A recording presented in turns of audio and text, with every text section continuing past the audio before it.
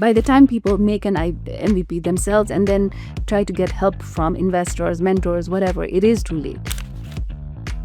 If I'm investing in Silicon Valley, for example, I may not have to wait until the IPO. How does the software keep on evolving, especially in the space of AI? What I would, want to bring from Silicon Valley more than anything else is that ecosystem, the approach.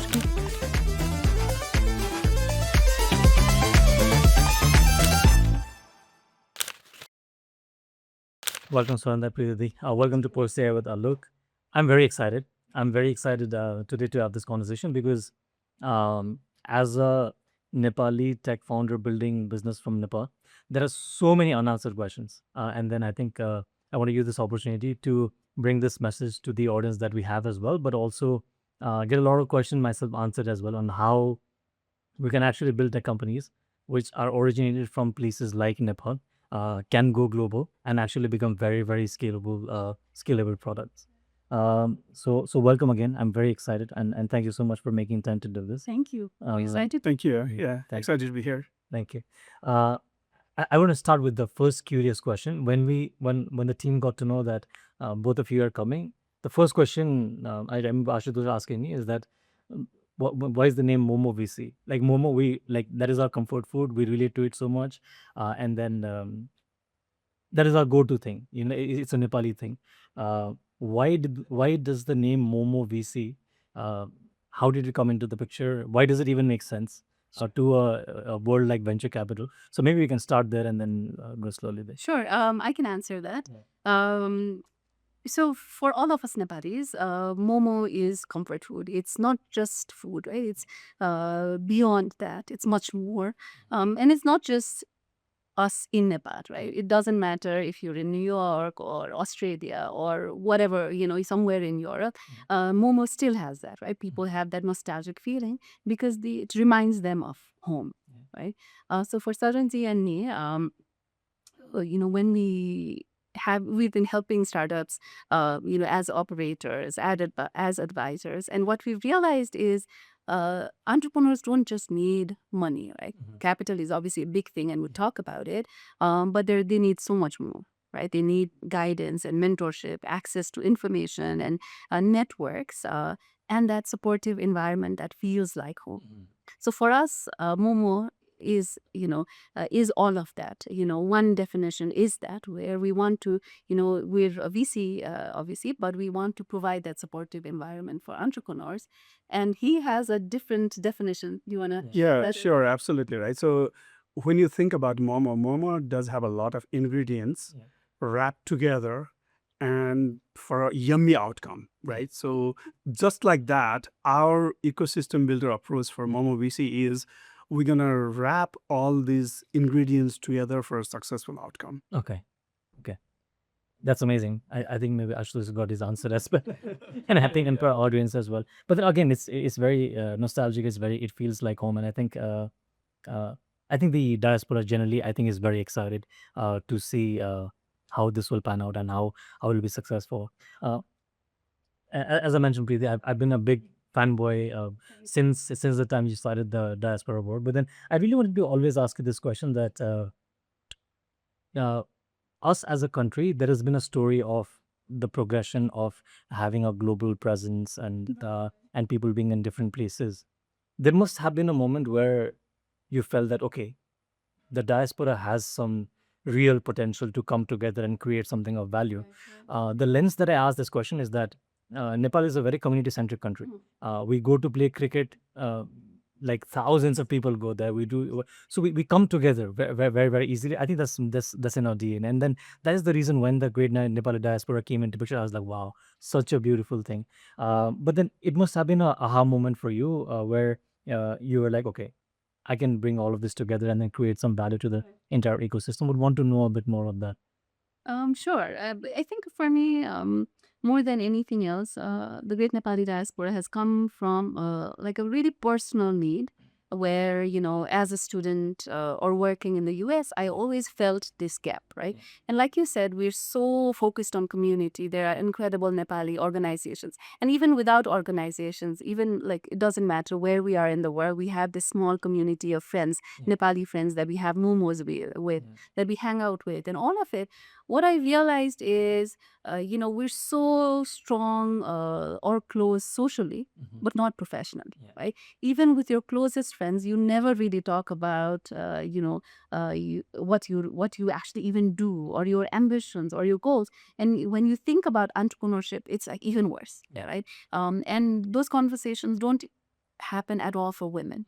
So there wasn't a need for one more Nepali organization, I think, but real big need for one that has professional sort of a professional network, and that's what I've been trying to build. Okay. And it's been incredible. Yeah, I mean, like just from like an outsider lens as well. I think just to see that come together it's a great feeling, and I think probably we can that there is much more value for that to translate. Could I add one more thing? Yeah. And this is I've said it a few times. I've promised my husband and Tori, daughter. They actually came up with the name. So when we were discussing about this need for a community, they came up with the name, the Great Nepali Diaspora. Yeah. And the reason is, as Nepalis, we always talk about how we're between India and China, and we're landlocked, and all the weaknesses and so on, which means that before anybody else, even think about building a tech company, we always think about what are the weaknesses in Nepal, what makes us hard to build companies or scale, and so on. And so we already have these biases against us.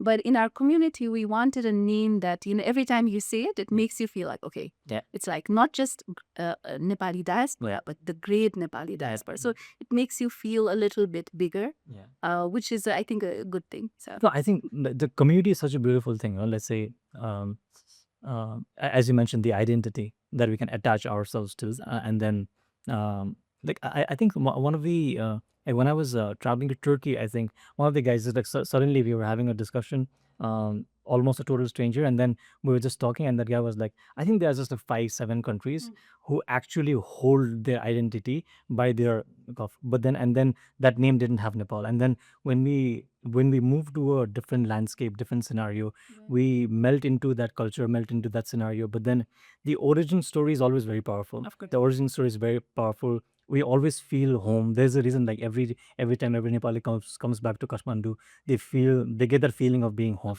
And I think that so anything that protects their identity magnifies to the world and spreads the message forward. I think that's very powerful, and I think that is one of the reasons why the work you are doing is so important for the general community. Yes. thank you.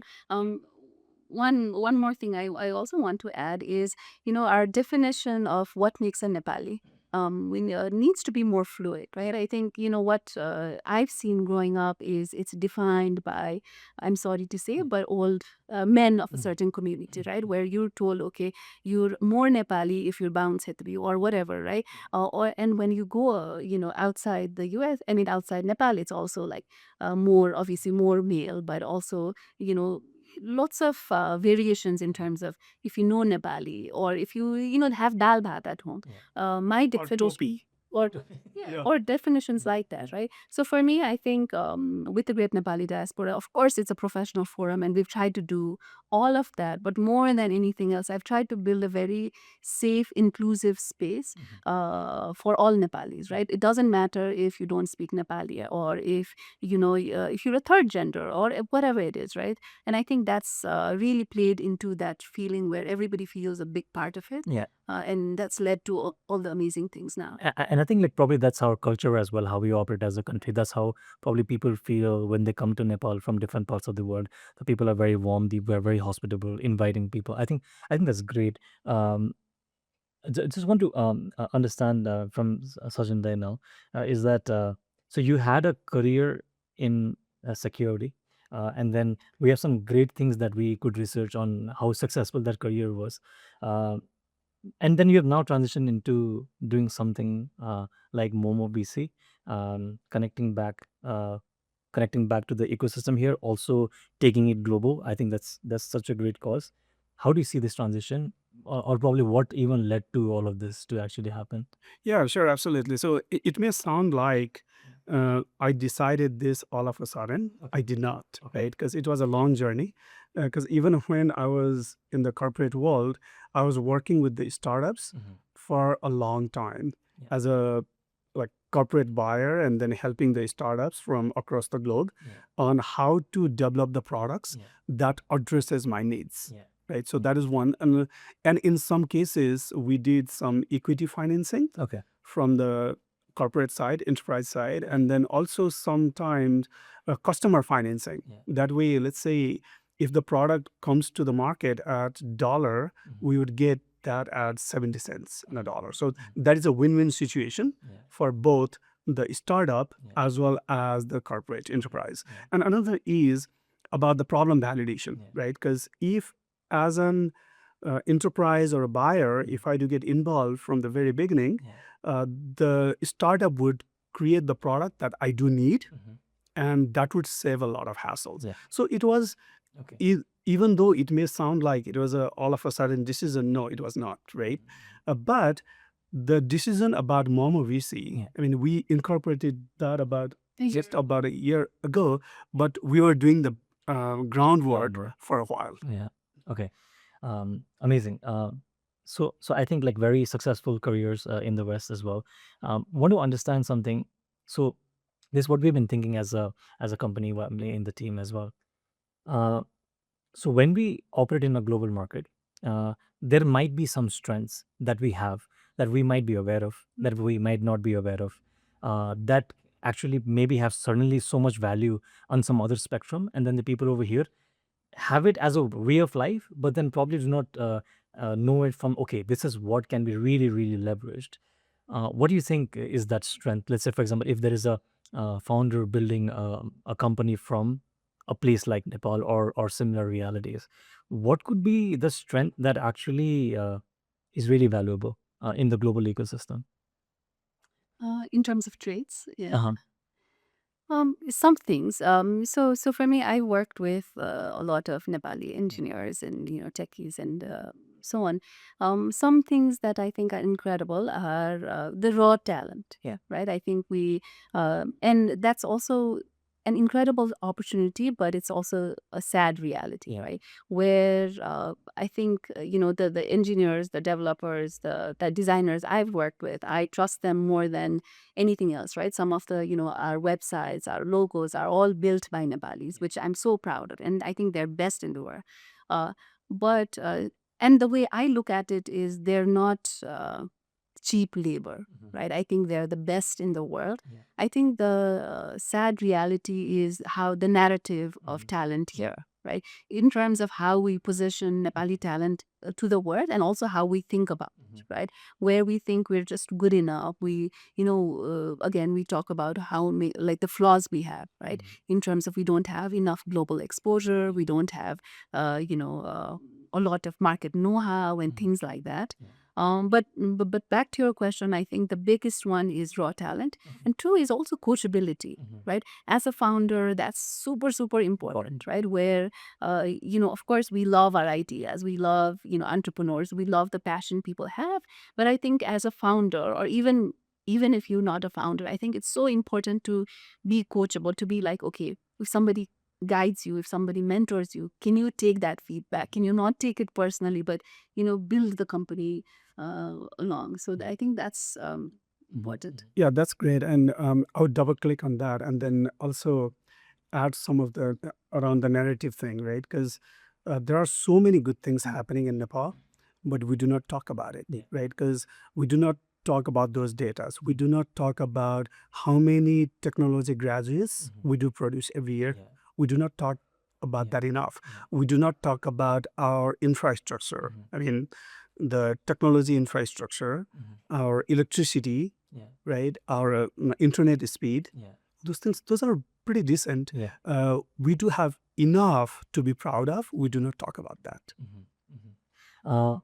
I think this is something that we've also noticed, that signaling is a big problem. Maybe not a problem, but then that is something that we are not able to do very strongly, because there is incredible amount of software is being built from Nepal for that are being used globally as well. Maybe people do not know about it, and I think, but also for Nepalese talent to even understand that that is we are operating at a global standard, and that is how we should think. Because the one thing that I see quite common here is that let me build for Nepal first, and then let me build for globe first. I think that just does not make sense. In some case maybe, but then when we are looking at from a technology standpoint of view, something that will work in Nepal and we are thinking of scale after that probably doesn't work. So, how could any young founder who is looking at a global product right now, how do you think they should be thinking at this point of time? And then let's say, for example, if you were to invest on a college student coming out of Pulcher campus or any other campus over here, what would you look at? What should they be doing so that they become very investable? Yes, can I take that? Sure. Yeah, sure. So I would flip how we look at the problems, right? Because many times we do look at the problem like Nepal as a market and then try to expand globally. Yeah. I would flip that and I would say like, yeah, of course we can start with Nepal, but think about the first question we should be asking is that a global problem or Nepal specific problem? Exactly. So that's the first question, right? And then the second question is, if that is a global problem, are those problems already tackled at the global scale? Yeah. Right? Yeah. And then the third question is, if that is already tackled at the global scale, can we adopt that in Nepal? Nepal. Exactly. If not, then create a solution for Nepal specific problem. Yeah. If it is already solved at the global level, and if it does make economic sense to adopt that technology here, why reinvent the wheel and then create a solution that is not scalable? Right? So I would just flip it. Exactly. And to add to that, I think, we obviously look at a lot of pitch decks, a lot of, one thing that we really see missing is that competitive analysis landscape, right? Which means that, of course, you're building something, but you're completely blind to what everybody else is doing. Yeah. Which means that even in Nepal, like for example, we see people building a lot of similar things, right? Yeah. Which means that they must be super confident in their idea, in their mode to build something that's like almost the same as somebody else, right? Yeah. And they're also not really looking at even regional or global markets to say, okay, are people building it? Can I adopt it somehow? And can I make it better and things like that, right? Which also is like that tunnel vision. What we want to really encourage people is, again, we've seen some incredible founders at the student level and beyond in Nepal. We are so, I think, we're so excited about the potential, and that's why we're here. But we also want to really, a lot of our work here is actually educating people on all of these things, right? That, you can't just build a product and then expect it to work. You have to do a lot of the homework beforehand, right? In terms of even validating your idea, even, as you assemble your team, as you, look at the market and things like that. Once you have a product, it's almost like you say, like it's too late sometimes. Yeah. Right? Okay. Yeah, I mean, it is so interesting and important topic. I want to add a little bit more, if that's okay. Yeah, sure. So, because I did have an opportunity, or both of us had an opportunity to look at these products from different lenses, right? So, sometime as a buyer, other time as an advisor to the startups, other times as a running the accelerator and incubator program, and then also as an investors, right? What I do see is, so some of these best practices are already out there, right? So the business canvas, lean canvas, and all. If one founder is disciplined enough to go through those, answering each of those questions, specifically some of the questions about competitive differences, right? So what is the moat you have? How are you protecting your intellectual property? Or I'm not saying intellectual property in terms of like from the legal side, but the things like, why can't, if you are building something, why can't somebody else do it? Right? Yeah. Or if somebody has a bigger power or more money, if they can just build the thing, what are you bringing to the table? Yeah. Right. So those are some of the things Mhm. that is answered if somebody just goes to this lean canvas or business canvas Yeah. exercise. Okay, amazing. Mm. I think for the viewers, and then for the viewers, I think what would be very interesting is to see is that how does the VC lens look like, and then how does a um, product pitch or product founder lens look like. I think if you could have a conversation on whatever we are building right now, I think it'd be interesting. So a bit of a backstory on that. So a couple of years ago, we were building a product which was in learning itself.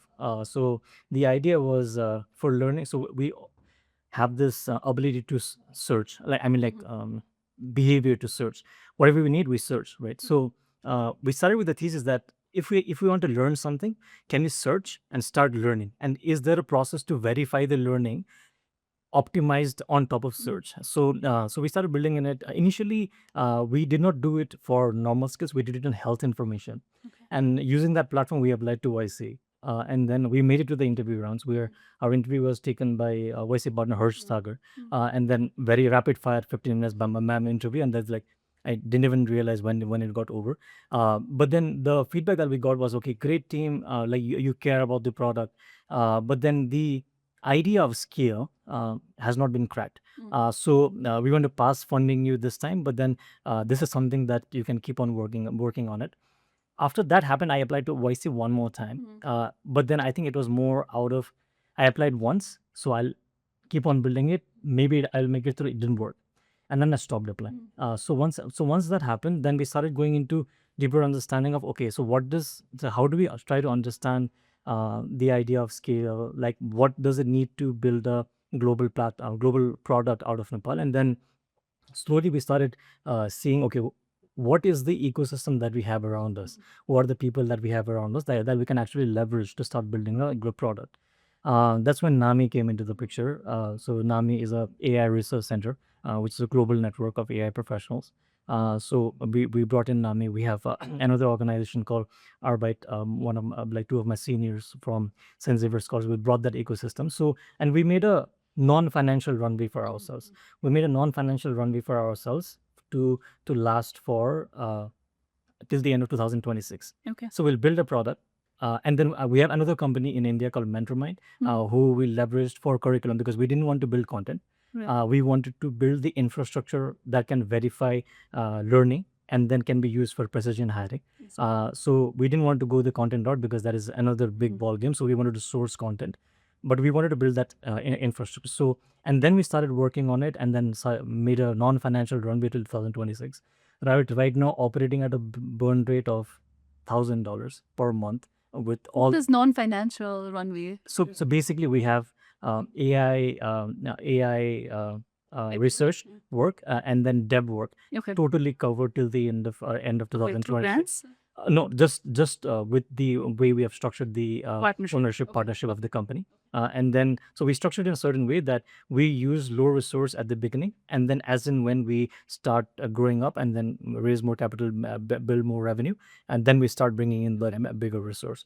So in that process, we start building this platform, which which is used for.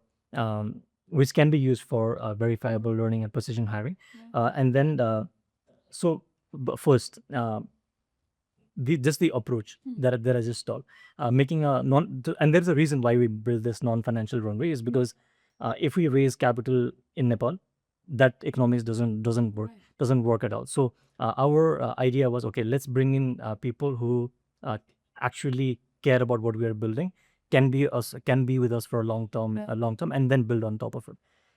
First question, is this approach a good approach? Building from Nepal, leveraging ecosystems, and then building on top of it. And that's probably why I also connect to the work Great Nepali Diaspora is doing, because the power of community is very latent, very intangible, but then it just takes you to multiple folds. And then right now we operate in Nepal and India. And the only reason why people are trusting us is because we have a massive AI ecosystem backing us from the back. So just some comments on this approach, if it makes sense. I do have I would not say comments per se, but I do have a lot of questions, right? There's a lot of questions about non-financial runway. So who owns what portion of the company, right? And then down the road, let's say if I'm an investor and then this company takes off, like you raise money on me using safe and all. So now, how many people are going to be on that cap table and who owns what percentage of it? And what would happen if, say, let's say in the non-financial runway, in the early stages of the company, those certain partners may be very important. But when it scales, those partners may not be as relevant, right? So how would you how would you address those dead partners or dead equities, right? What is your approach to that? Because that I do not have answers to your questions, but I do have a lot of questions. But to add to that, a big problem that we see, not just for Nepali founders, but in general, is early stage founders, like people don't even understand fundraising in general, right? Especially first time founders. So, you need money, of course, to, make your idea work and so on. So you're just, giving people equity, all of that, which what happens is later on, if the company works, your cap table is so messy, right? Even if it's just even angels, right? Or and so on. And investors are less likely to fund companies that have that messy bunch, right? So, I'll answer the, partnership part, but just in terms of people thinking about building companies, just think about long term, right? So maybe or you can have a conversation early enough that maybe this partnership is still, 0 to 10 or 0 to 50. What happens after 50, right? Do you buy out these shares or whatever it is? Like you need to have those conversations early enough. And I think to add to that, also get help from people to structure these kind of things. Right. I think one bad thing with Nepalis, all of us, is we're very bad at asking for help. We think we need to ask, we need to figure it out ourselves. We don't want to look dumb, right? Which means that we're not, we're more likely to make mistakes. So to your, one in terms of just the cap table, yes, like have those difficult conversations, put it on paper in terms of what happens, right? Number two, in terms of building those alliances, that's great. I think especially in the early stage, like we talked about, Nepal is really, really great to vet ideas. And especially in terms of AI, there's obviously a lot of expertise here. And I love that you're also thinking about the Great Nepali Diaspora, right? Building the, having those experts come in early and, help is a great thing. And that's what we're also trying to do in terms of the 4 pillars we're building, right? Because what we think is by the time people make an MVP themselves and then try to get help from investors, mentors, whatever, it is too late. So we do want, and that's what we encourage as well, right? We do want people to be more involved in that ecosystem early enough so that startups already have that guidance, already have that coalition. So in terms of the alliances, yes, great, but just structure it. So I think probably will be too much information on the equity of it, but then I think just to give a bit of context on the kind of partnerships. Right. So one thing that we noticed again from that YC conversation is that so we build a software. How does that software keep on evolving, especially in the space of AI? Because there are two-fold problem, right? Right now, I can use foundation models and build something on top of it, and then add some value. It has a half-life right now. Right. But then if we have to really understand where the technology is moving, we'll have to have that deep research ecosystem built in the product so that it can actually keep on iterating through the time. So let's say, for example, that's our hypothesis, Right. and I might be right, I might be wrong. So let's say, why did NAMI come into the picture? Is that we have a very wide network and also very deep expertise in building AI, in researching on AI systems and AI problems. So, and then what we are building has a lot of those nuances, which, so if we keep this flow separate, then it will be a very long process. I'll show you what that is. But then when we stitch it with agentic AI, with the use of LLMs and everything, there is some level of research that is required, and there is some level of research that is going to be required. So do a minority share, and then Again, I think the cap table is something that we have kept it very clean in terms of, but then there are partnerships, but then very clean. The other is in terms of software development. So again, we are building a product out of Nepal. So many iterations. We'll have to sometimes go to India and sometimes see somewhere else to see if it is working there, if it's not working there, how would people view it or not. So if we at the initial stage, I think probably that's where something like MOMO VC can help founders at earlier stage than what it was for us. So let's say, for example, if we are raising some amount of money in Nepal, that will in no way can handle our runway. So either we'll have to bootstrap totally from the top, but then again that's a slow process. So that is the other partnership that we built in, and then the partnership so that we built it in a way that once it gets to a level, bigger expertise can slowly trickle down in the process. But then again, it's minority stake. I think I can probably quickly take you through what is being built, so that we can have a better idea. So basically, we're trying to address this 1.3 trillion global skill gap crisis. So basically, there are two sides, right? So one is learning, and the second is hiring. So on the learning side, so there is curriculum, there is this assessment, there is test, there is vivas, there's degree certification, and that's how the work flows. On the hiring side, there are some tests, there are some assessments, there are some resumes and things like that. And then for the industry and the academia to fix this, there is internship somewhere in the middle that they have stitched, right? But then when we look at a bigger problem, on the hiring side, there is one question being asked, and the learning side, there is one question being asked. Whenever there is a job role that is open for any company, the hiring manager is asking who has the skills, and the learning person is asking what skill sets will get me to this job, right? But then what the hiring manager is actually asking is this job has some problems that needs to be solved. Who can solve this problem? And then on the learning side, again, how can I get this job is the question, right? So right now we are in a time where half-life of skills is like shrinking like very fast, right? So and in this time, 4-year degrees or even certification, that will become a very big problem as such. So uh, so, so our thesis is that in the post AI world, so learning one has to be very personalized and also problem centric. So if I can solve more problems, I'll be more valuable in the market, right? And then on the hiring side, if I get visible proof that this person can solve these kind of problems, I should be able to hire that person. That person is valuable, right? So right now there is multiple amounts of work being done on either side. There is Coursera, there are ATS platforms, there are hiring platforms, there is Udemy. On both sides, there's a lot of work, but then there is no infrastructure. Let's say as of today on Udemy, if a instructor is putting a course, that instructor does not have a lot of way to tell that, okay, this is the kind of job that you'll get after doing this course. The proof of work is not very strong. So we are building that infrastructure.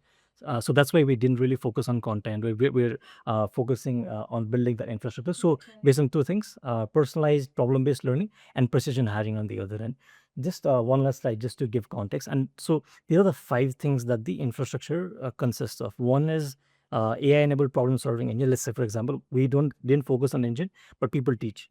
So as people teach, and platform cannot scale if we create all the content. So we're building agents that can actually, so anyone, any person from Udemy or anywhere, they want to build a course, they dump their courses, it creates a system just like Lovable. How Lovable builds app. So it builds Almost like a marketplace, you're saying. Yes, moving forward. So some of it we are already building because we are focused on AI scaling right now as like a growth strategy. But then like later people can just come dump their resources, click, and then just like move. So that's one. Second is so the number of problems that I can solve uh, points me to the next problem that I can solve. Let's say, for example, if I can do prediction analysis, then probably the next problem would be prediction analysis of a larger data set or a more complex problem. Gamification as well, right? Gamification as well, yeah. And then, but gamification tied to proof of work, right? Proof of work. And the third one is like as they solve problem, it becomes a proof of work, goes to the user profile, and any hiring person can say, okay, this is the kind of problem that the person can say.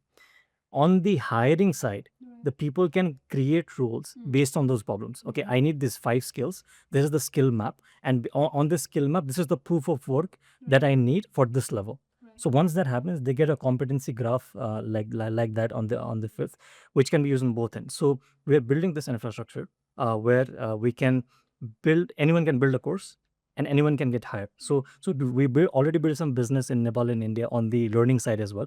That has been through our partnerships with Mentormind and then Nami, and then we are building business on the hiring side because and then we are using AI as a growth strategy. Why we're doing that is we saw that so there are twofold problems. One is that universities who do not have very heavy research engine behind them, they have a problem of AI skilling to their. So there's a huge demand, but they can't. So there is a lack of teachers in layman terms, right?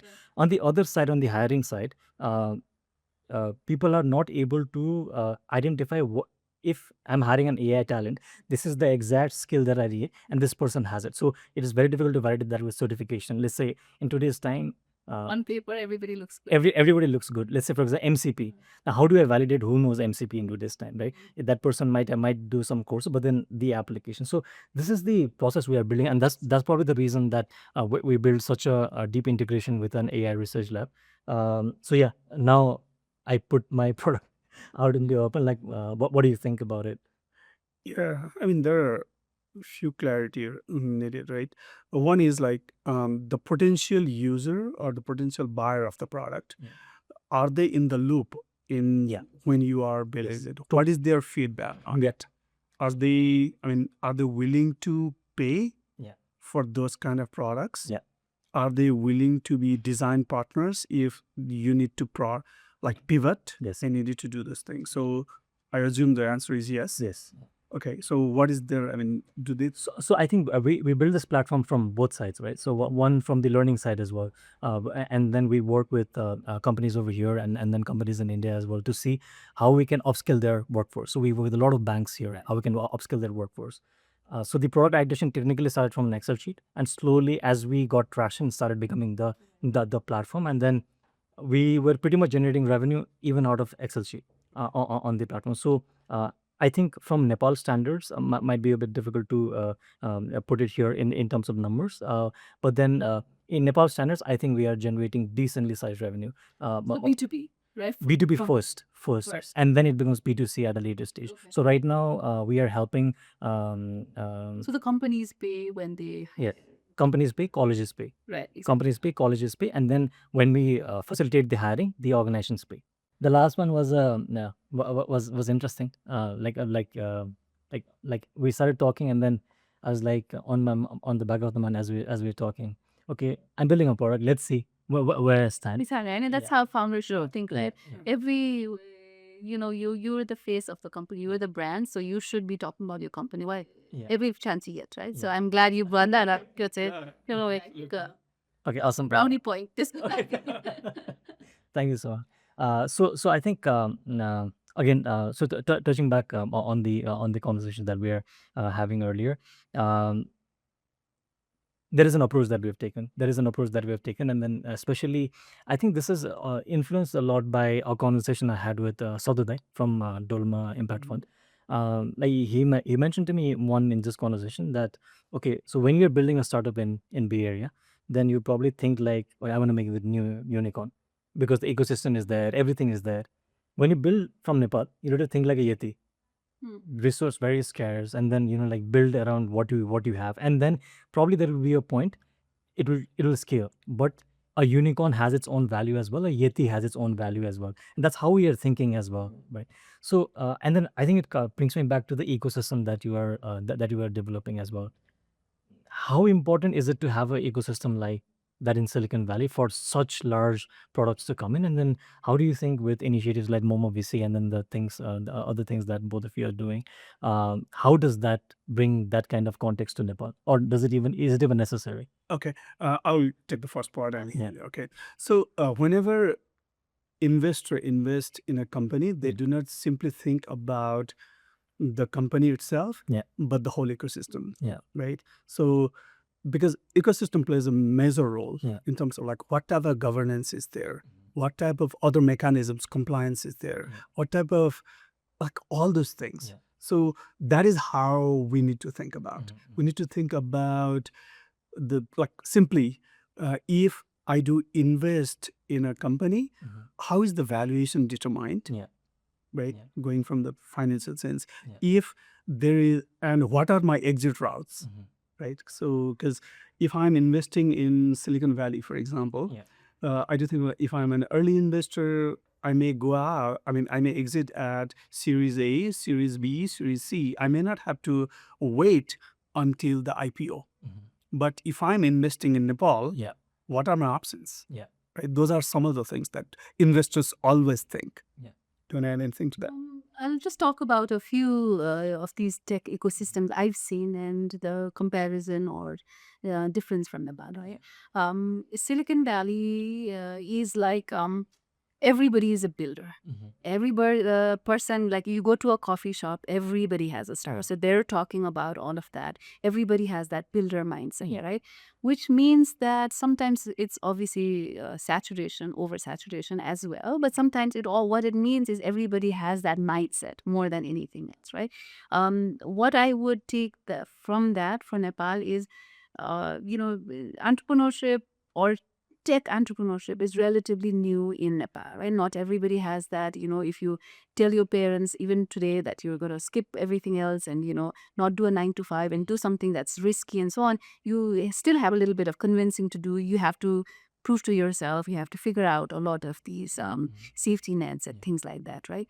But what I would, want to bring from Silicon Valley more than anything else is that ecosystem approach, right? Where because everybody around you is also thinking about building and so on. They're thinking about collaborating. They're thinking about how can I, partner with this person? How can I build this? What is happening? How can I mentor this person, right? A little bit of that is already happening in Nepal, but what we're trying to really promote is that kind of a thinking, right? Where you won't have to build something on your own in a silo and then have to go somewhere to validate a lot of things, right? You are free to, like, apart from few intellectual like IP things, you should be able to talk about your startup with everybody, get feedback, get people to be a part of it, and so on, right? I think that's the beauty of Silicon Valley more than anything else, right? And with that ecosystem, what happens is, out of, hundreds of companies people build, there is obviously some are obviously going to succeed. Then they turn into investors. There's, more activity happening, right? So it's almost like this uh, snowball effect, right? And, in Silicon Valley, that's what has happened. In New York, the good and bad thing that I've seen is it's like and New York is it's my favorite city in the world, but it's almost like the center of the world in a way, right?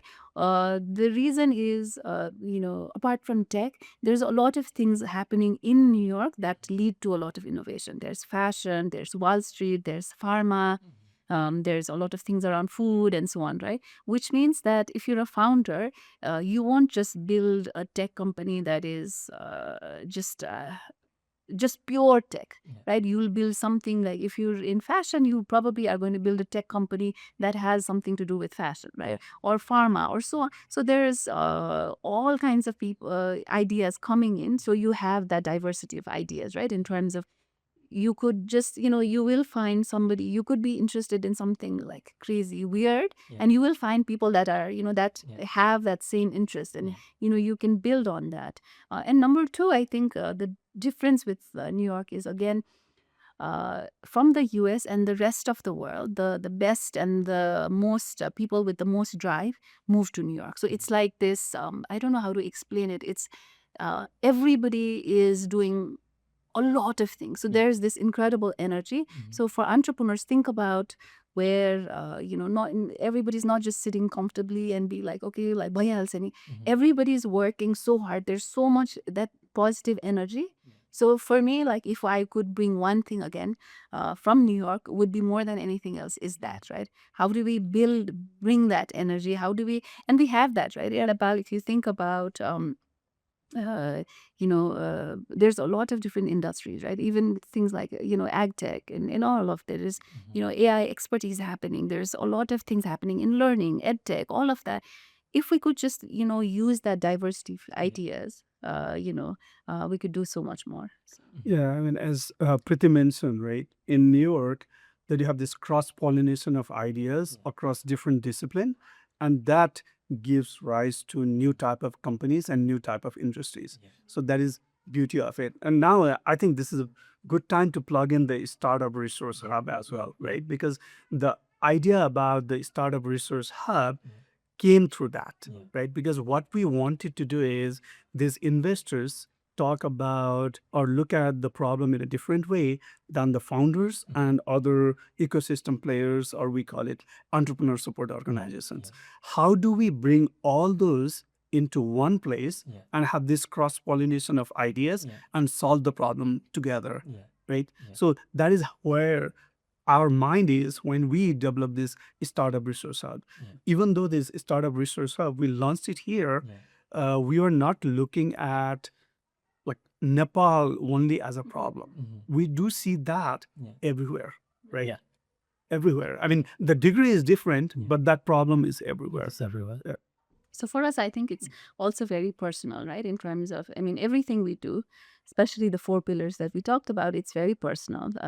And with the Startup Resource Hub, it's also, I think, comes from that space, right? Where the two of us, we want to, obviously, we love founders. We want to help founders, but we can't advise every single founder. We can't even take calls with everybody. We can't fund everybody, right? And that's, a bottleneck, right? But what we really, really believe is, just because we don't have time or somebody doesn't have time shouldn't really stop an entrepreneur from getting resources or help they can they need, right? So it's also our, we say it's our humble effort to provide a platform where we don't need to be there, right? Where startups can just plug into that space. We're plugging in all the different networks that we're connected to, Nepali and non-Nepali, right, from around the world. So founders get mentors and experts and investors, angels, whatever it is, by just being there. And we're hoping that creates that ecosystem that we're talking about, right? Where now we see, exciting thing about not just the diaspora, but overall is, everybody wants to really help the tech ecosystem, right? But people don't know, okay, where do I see startups? What's happening with them? There is no sort of one dashboard, so to speak. So on our end, we're creating that so that now everybody can just plug in and we can just sit and let the magic happen.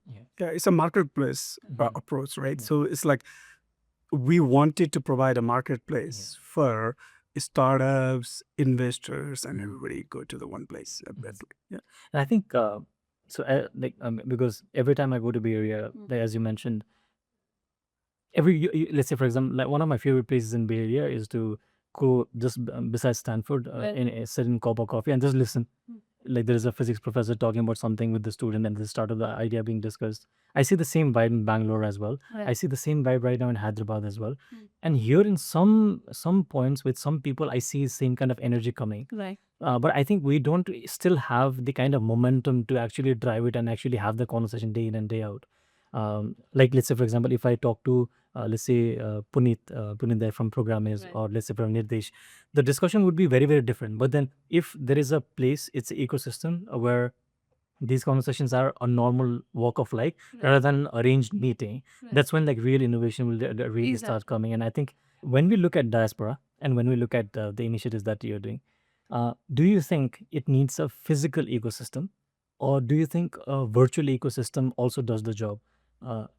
So right, let's say for example, Bay Area, physical place where people go and talk. Right. Do you think a virtually connected community can also have the same effect, or if that is the plan, or you want to host people at a certain space in different localities, how do you see the community engagement and bringing these people together, right? Yes, we can have we can connect all these people, but then bringing them and so that they can have these conversations every day.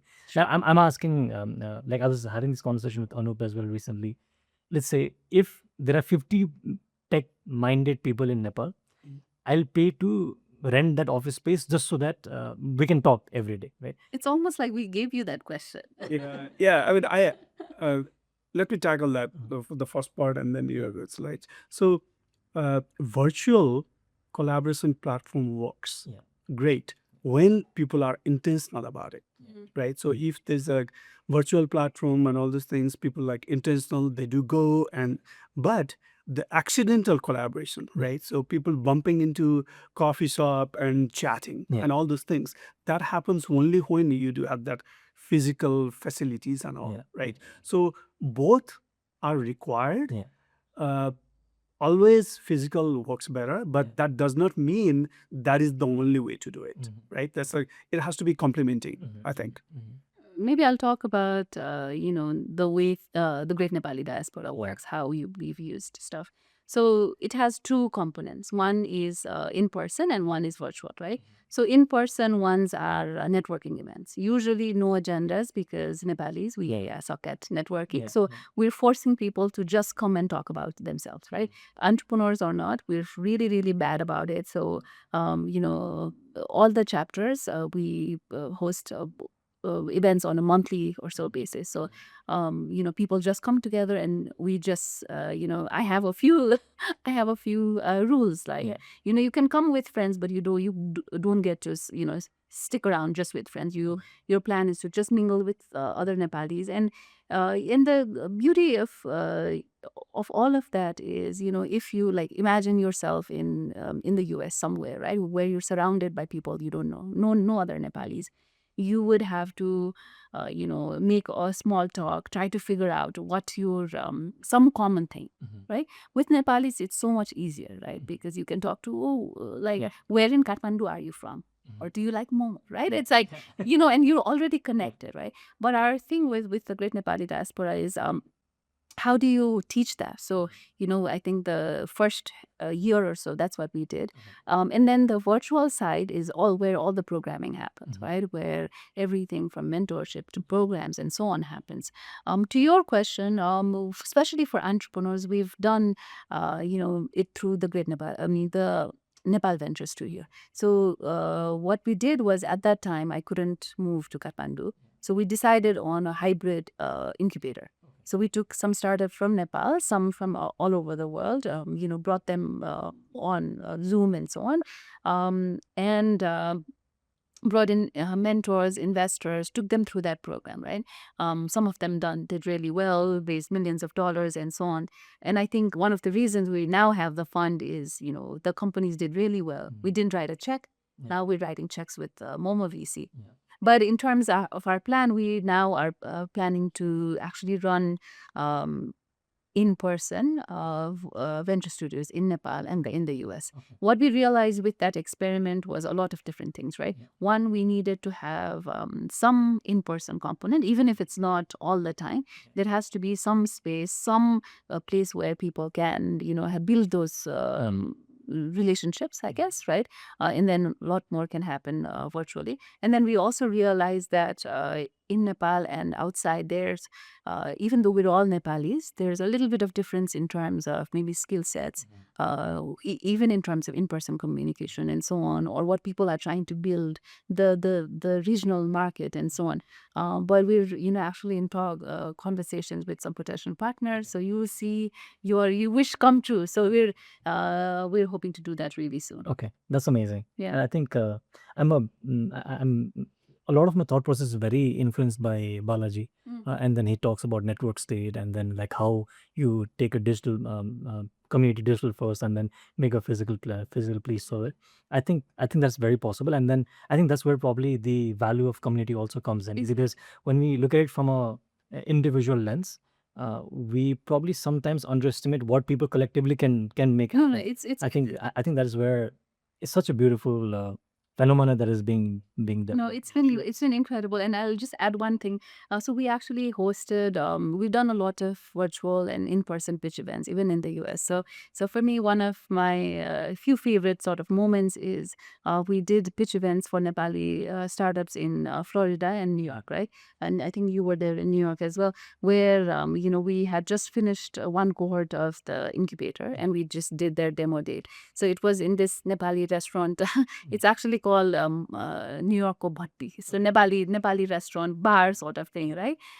With a stage and everything, and it was full. I think there were like 150 plus people there to support entrepreneurs, right? So for me, I think what's also exciting is, yes, we need to build that ecosystem in Nepal. A lot of things are in place, but we're now building that space. But imagine, a founder being able to be somewhere in New York and have all these supporters, people cheering them on, right? I think it's good timing for that, and we're hoping Yeah, and there's that.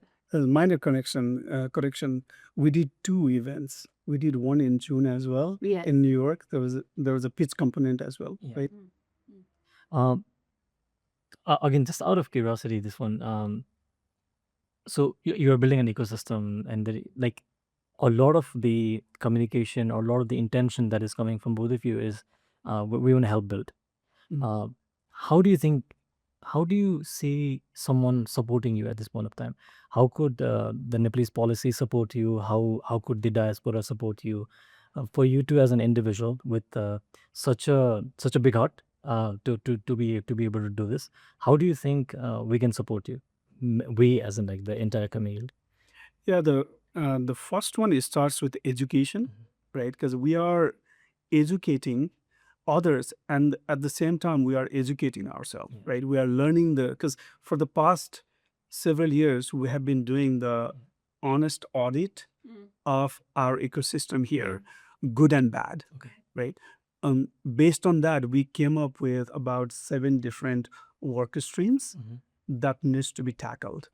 And the stakeholders on those work streams could be different, right? The regional, local, as well as international stakeholders.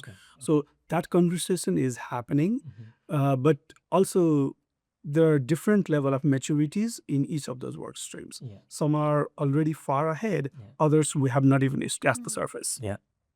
So that's where we are right now. Do you want to add anything? Sure. I think for both of us, we were building our careers, a little bit in Nepal, outside as well. We were working with a lot of different VCs and, companies that are based outside. What we realized with the fund is not just the name, right? The name is one thing, but what we realized is as we're doing this, we need to make Nepal a focus point as well, right? In terms of Nepali founders, Nepali tech ecosystem, and also Nepali investors, right? So one of the things we've done is, not all our investors are Nepali, obviously, right? Very non-Nepali, traditional investors, institutional investors, organizations that have supported us. One which actually makes us really proud that a lot more people believe in the mission, right? Which is really, really exciting. Number 2, I think what we're also doing is, again, educating the investors, people from the diaspora and beyond that now have the money, but don't really know about startups. Right? There is the disconnect, right, in terms of people that have money and want to invest in startups, and startups that need the money, but they don't know how to connect, right? And there's a big gap in terms of visibility, compliance, and all of that. I think on our end, we've spent a lot of time actually educating our community on that. So we're hoping it sort of really, even with the fund, we actually just started fundraising 4 months ago. We're closing next week or so, which is incredible, right?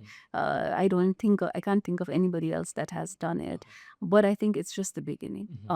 So too, our ask for everybody is, be a part of that ecosystem, whether through the Startup Resource Hub or just, that collaborative mindset, right? I think it's so important, right? Because what I really strongly believe is, yes, a company can be successful, but in today's age, if you're just successful as a company and you don't take the ecosystem along, like it's like not, it's like not good enough, I think, right? So one of the things we're also building into everything we're doing is accountability, right? I think we're all accountable to each other to build that ecosystem, right? It's not just our job or your job or whatever, right? It's like policymakers, people, as investors, startups, even vendors. Everybody should be a part of it, and it's a little bit of shift in mindset. Yeah. Right? I think something that really connects to the work both of you are doing, and this is again a hypothesis that I have, is that a lot of organizations globally spend a lot of money, a lot of resources in building community. There are community managers, there are people who are explicitly working on that domain of business, and which is pretty large. We say this. We as a community have that pretty much inbuilt. Us to build community, come together very quickly. What do you think has not worked for us? Because a skill set which is so prized in the world, we have it probably in our DNA, Yes. but it is not coming out somehow. Yeah. Yeah, I mean, I'll just short answer to that is we do have communities, we do have several communities, but the purpose of that community is not clearly defined, right?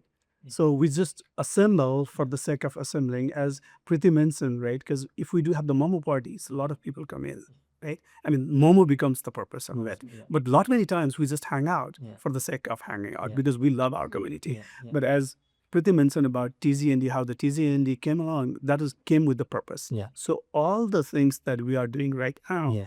is with a purpose, right? So we do say connect the dots, right? So connect the dots between the experts or the professionals. That is where the TZND is, right? Connecting the dots between the investors and the founders. That is where MOMO VC is. That's the purpose, connecting the dots. And then connecting the dots between unsolved and how to solve that problem. That's where the Nepal Venture Studio is. And then connecting the dots between all the ecosystem players, that is where Startup Resource Hub is, right? Connecting the dots, but with a purpose. Yeah. Yeah, Yeah, and I'll add to that, right? One of the favorite things that I say is, not just Momo parties, but mentorship parties, right? Which means that we have to move Nepalese. We need to move beyond something just fun and fluff, gof matre, and move beyond that to action, right? Another one, when we were just starting 3 years ago, one of the favorite testimonials I got was somebody wrote to me and said, this is the first Nepali party without the 3 Ds. Daru, dance, and dangdu, right? Which means that, we also have a bad reputation. In terms of building community, I've built other sort of tech communities as well. In terms of building community, one misconception is that it's easy. It's not. It's not easy. Because, it's easy to start a community, let's say it, right? But it's really, really hard to be consistent day in, day out to do that, right? Because like we talked about, right?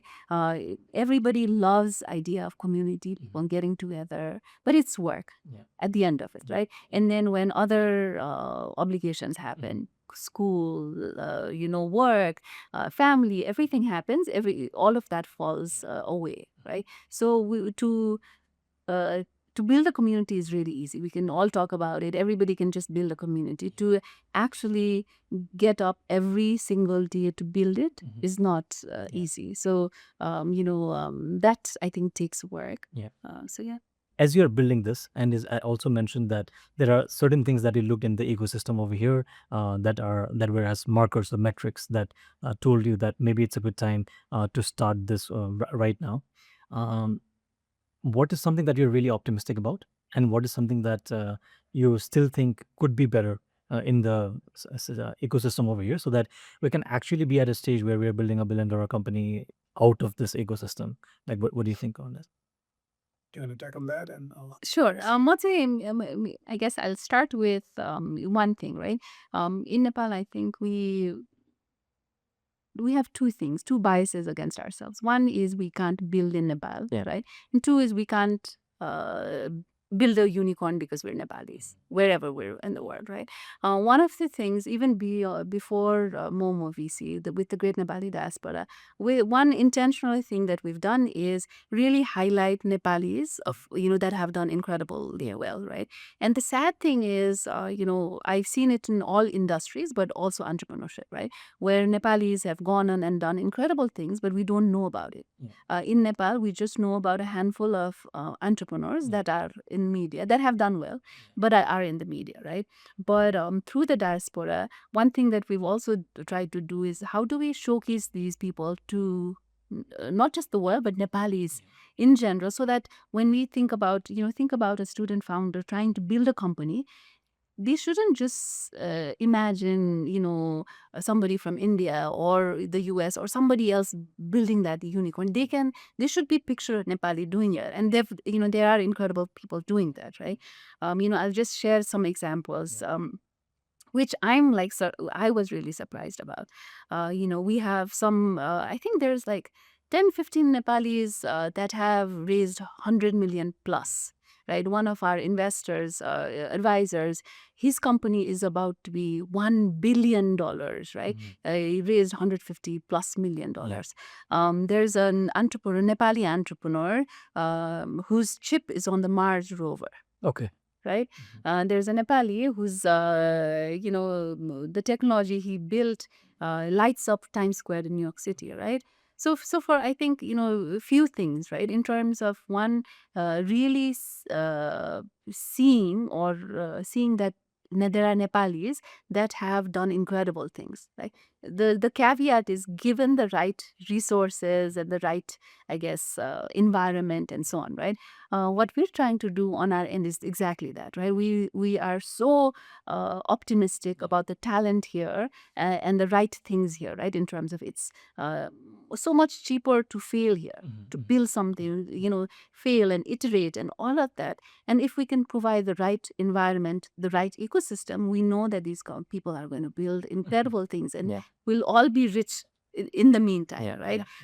So I think that's important. Yeah, as Preeti mentioned, we need to look at our narrative and update our narrative. Exactly. Right? Because we do not talk about all these good things that are happening, right? We do not talk enough about our technology talents. We do not talk enough about our infrastructure. We do not talk enough about our even the stability, right? There's a lot many times we do say like, oh, we do not have enough political stability and all these things. But look at the other countries who are still doing much better in spite of bad political climate there, right? So there are so many things that give, and also look at the population, because we do have 30 million, more than 30 million people, which young people, right? People, I mean, and that could become the testing bed or the first, what do you call the first market, or like UAT, user acceptance testing, and all those things. So we do not talk about those things enough. So we need to update our narrative as well. How does the Great Nepali Diaspora narrative look like? Like how does the identity look like? Let's say, for example, 10 years from now, how does it look like? I think the community, its presence, the impact it has created through MOMO VC, through the, how does that look like? How do you picture that? I think I shared that a little bit earlier. Started it on August 9th, 2022, I think. And my very first presentation, I said, I want TGND to be the turnkey platform for everything related that connects Nepal and the world, right?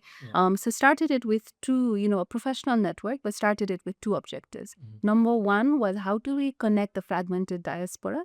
Number two is, how do we make meaningful connections to Nepal, right? With MOMO VC and the Startup Resource Hub and so on, that's been a very tangible way, right? Where we're not just, again, I'm tired of people just seeing these big things and doing nothing. But, in a way, the fund and the Resource Hub have been our tangible ways to connect those dots. I think over time, in terms of 5-10 years, whatever, I'm confident. I'm not just going to say I think, but I think there's going to be more of these concrete lines between Nepal and the rest of the world, right? Even with the fund, one of our frustrations with everything has been, we want to really help startups here, and we take them to investors, but they have issues in terms of, maybe the market size, or maybe, that these founders don't have the relevant skills and so on. So on our end, what we've also been trying to do is, how do we, if investors aren't coming to Nepal, how do we take these startups to the world, right? And virtually as well, right? There's, in today's world, that's possible. But I think over time, we won't just see these tangible sort of connection points in entrepreneurship, but in anything, right? In policy, in terms of creative arts, in terms of all of these incredible things. And, I think it's exciting in terms of what that looks like. Yeah. No, I think it's very exciting. And then, as I mentioned earlier, as we were like we're cheering you in this process. And again, like as we are building technology ourselves as well, I think there is a small part that we play in this big picture, trying to be as ambitious as we can, trying to be as deep rooted in technology as we can, and then create value, because I think the bigger value we can create in the market, that is the bigger impact that we will have, and then that's the narrative we have. Can I add one thing? Yeah. One thing that I always felt that, like, I've obviously I've seen so many pitches all over the world and so on, and I have always felt like, if even I could have the confidence of maybe, let's say, a 20-year-old American person, just in terms of building a startup, Yeah. right? What that means is it's not a negative connotation. It's that almost brutal confidence, right? Yeah. What I want, any founders listening is have that, right? Yeah. But when I say confidence, it's not arrogance. When I say confidence, is one, stop underestimating ourselves, Yeah. and number two, that confidence also comes from doing a lot of groundwork, right? I'm going to be confident if I know I've done my homework, right? So for Nepalis, I think those two things are super important, Yeah. right? How do we not underestimate ourselves? And especially now that there is an ecosystem being built, it's not just you alone, right? There's an ecosystem supporting you. Yeah. But number two, how do we do more work than we have to? How do we really work on our work ethic? Yeah. Even if you're not a founder, even if you're just part of a startup, Yeah. how do we do more? How do we take ownership all of that, so that we can get to the next level? I think those are things that I'm hoping Yeah. happens. Okay, amazing. Anything that you have on that front? I think so covering. Like, well, I do not want to add anything more and ruin the full thing. Okay, awesome. So mid conference, we just mid podcast today, we just made a impromptu idea of pitching the business that we are building. As a founder, and obviously we had a bit of chat off air as well. What would you tell me as a Nepali founder trying to build a global product with a team that is very, very deeply technical? What did you tell me as a founder?